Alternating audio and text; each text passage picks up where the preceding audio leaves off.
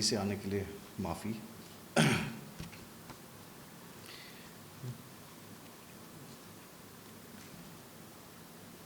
जीनत ये वाली कॉपी गजाला की थी।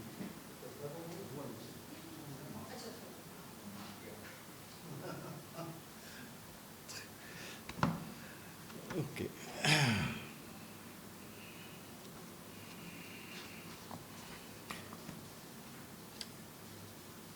ये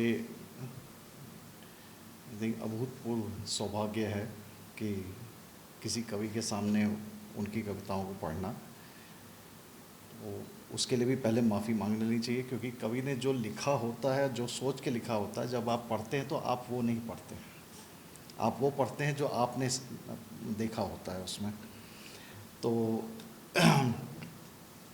मेरे ख्याल से इंग्लिश में अगर मैं बोलूँ तो you are brutalising a poem by reading it to the poet.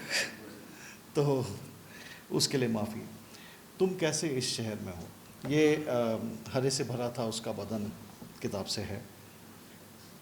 तुम कैसे उस शहर में हो, इस शहर में हो।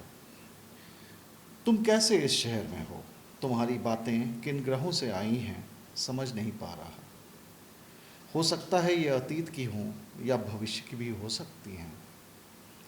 तुम ऐसे समय की हो जब दुनिया में मान्यताएं नहीं होती थी। तुम्हारी आंखें छोटी हैं, रंगीन नहीं हैं, कोई सुरमा भी नहीं लगा है। तुम्हारे होठों पर शाम का हल्का अंधेरा है जो बार बार मेरी नज़र खींच रहा है, और मैं देखता हूँ तुम्हारी बातों से बनता है एक ऐसा संसार जो अंधेरे से निकलने के लिए छटपटा रहा है।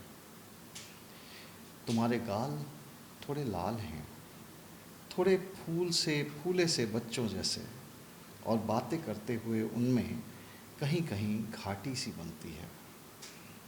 और तुम्हें अंदाज़ा नहीं है कि तुम्हारी बातों का सौंदर्य खींचता है मुझे तुम्हारे आँखों से गालों तक।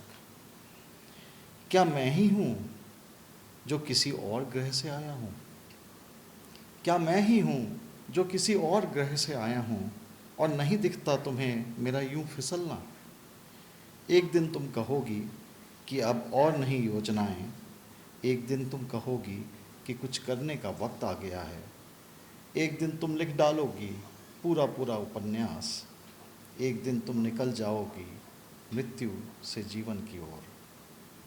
फिलहाल मेरा ध्यान तुम्हारे होठों पर ही है। फिलहाल मेरा ध्यान तुम्हारे होठों पर ही है।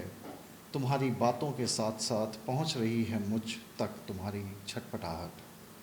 तुम्हें जानने के बाद से मेरे मन में कहीं गूंज रही है आवाज़ कि इस अंधेरे से हम निकलेंगे साथ साथ। शुक्रिया।